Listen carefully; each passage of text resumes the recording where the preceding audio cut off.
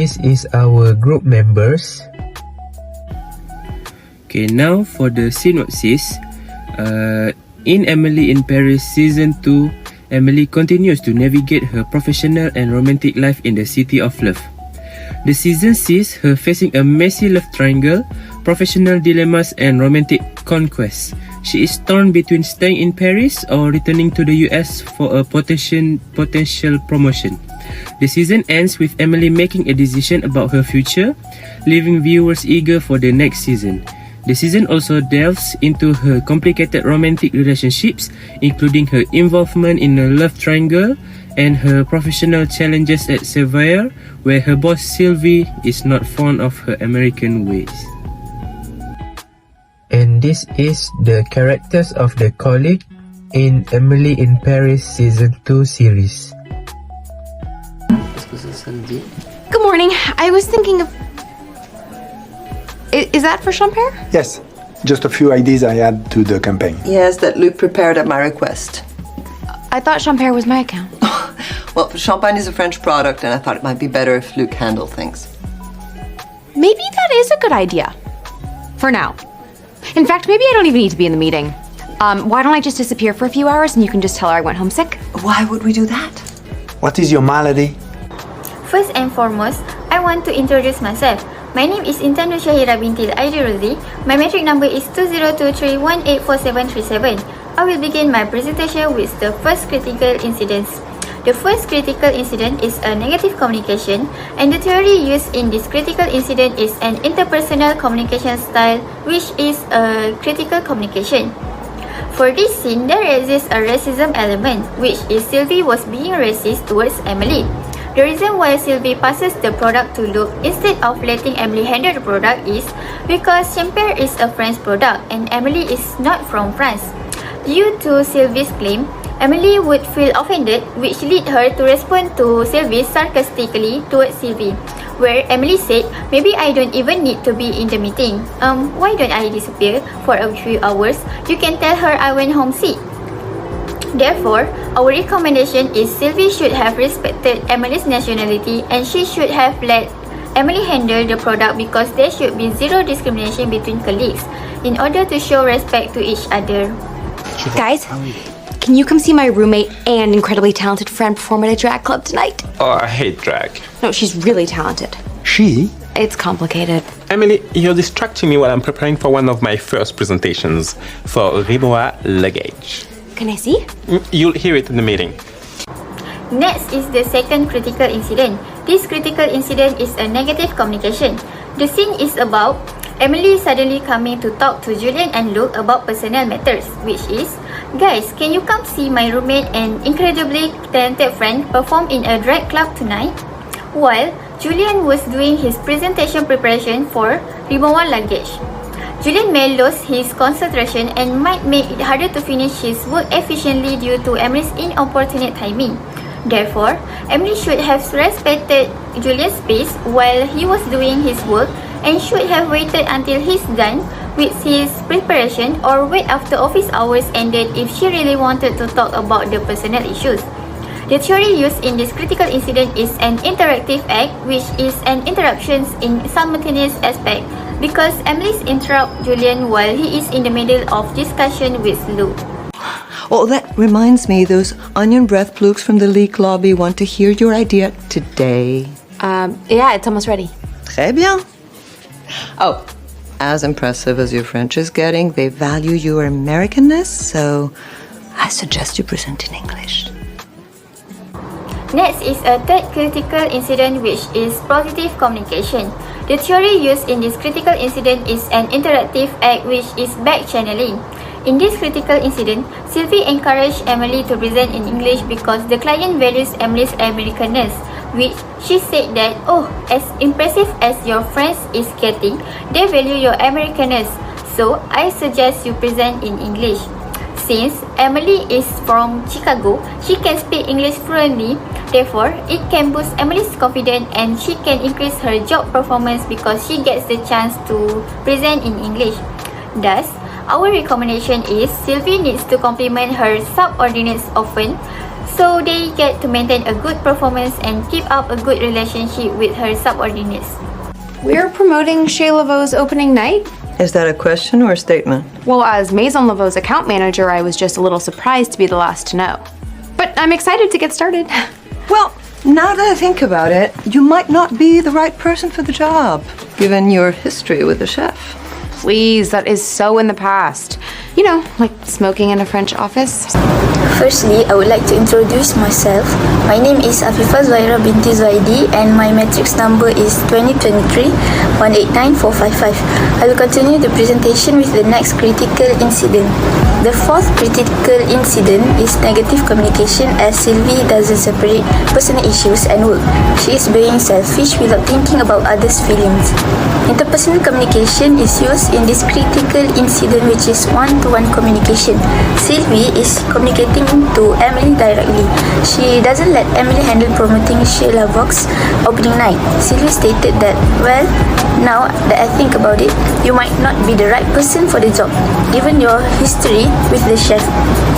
This is because Emily has an issue with a chef named Gabriel.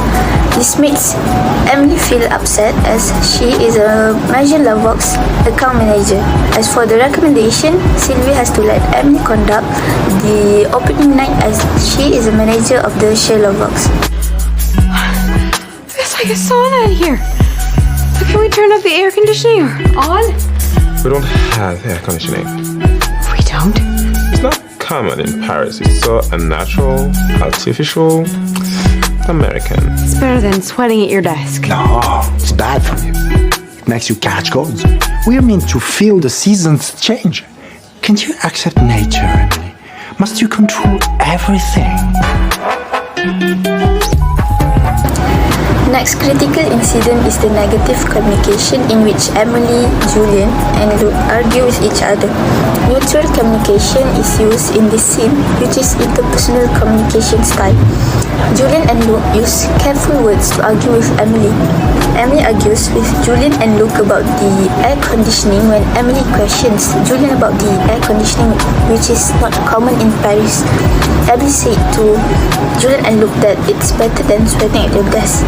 Emily is questioning the air conditioning because she expects that the office would have air conditioning. After being argued with Luke, Emily was speechless and madly walked away. As Emily moves forward to Paris, she should acknowledge cultural differences in that country. If it wasn't for this damn baby, I'd be there. Is that Mad Madeline? Oh my god, Emily Cooper in the house? Show me that girl. Ah, bonjour, Windy City. Well, unless there's anything else. Oh, no. I've got the really, really big news. We are promoting Pelotech's international rollout. And guess what their next stop is? France? C'est vrai! And they're très thrilled to hear about our French office. I love saying that. Oh my god! I cannot believe that we're launching Pelotech in Paris. Tell me everything. Okay, so I'll start at the beginning because it's so juicy. Besides, we have negative communication when Emily interrupts Sylvie while she is talking to others. In this critical incident, interactive acts are used which give the floor the right to begin to talk. In this scene, Emily interrupts while Sylvie is talking with Madeline online.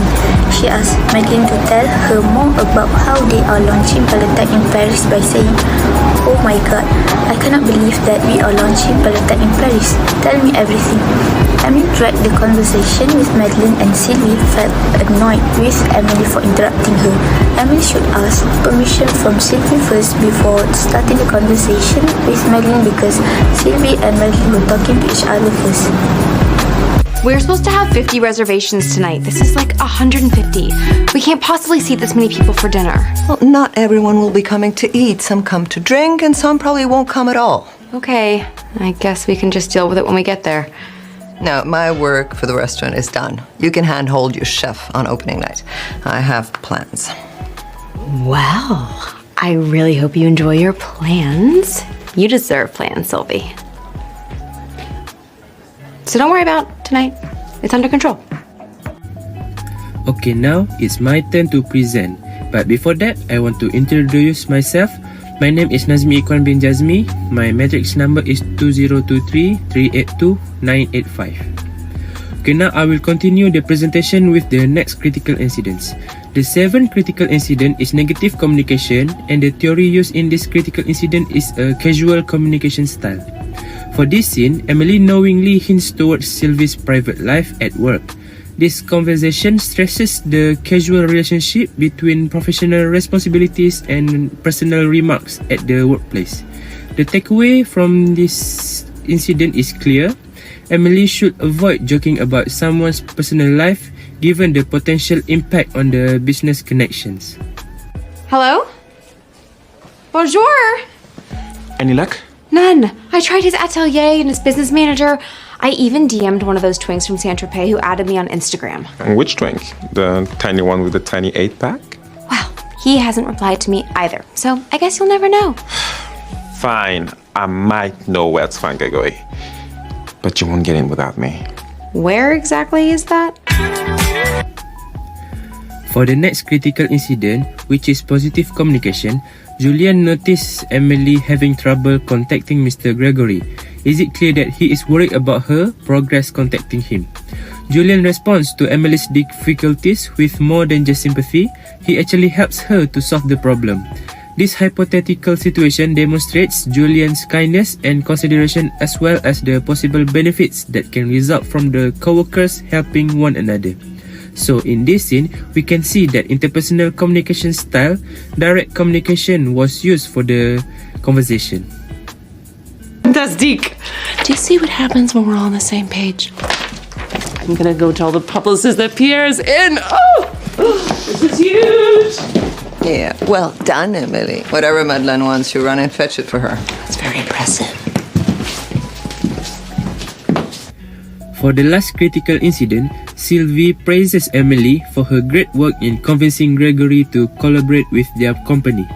The cause of this success lies in Emily's effective communication skills, embodying a cooperative communication style. As a result, their company gains much needed service of the designer. Sylvie's compliment not only acknowledges Emily's achievement, but also serves as evidence of the importance of maintaining positive interpersonal relationship in professional realm. This situation illustrates how interpersonal communication, particularly when characterized by cooperation, can yield tangible benefits for business, aligning with the theory of cooperative communication. In conclusion, we can see that Emily in Paris Season 2 covers everything from the application theory of critical communication to cooperative communication. Emily and her colleagues' conversation is distinct in terms of positive and negative. The working relations between Emily, Julian, Sylvie and Luke continue to evolve as they did in the series. This aspect is essential because despite the occasional professional hurdles, their interactions demonstrate a developing sense of friendship and mutual respect, highlighting the value of effective communication in building a collaborative work environment. In addition, the series emphasizes the importance of open discussion and understanding in developing a successful and cohesive team.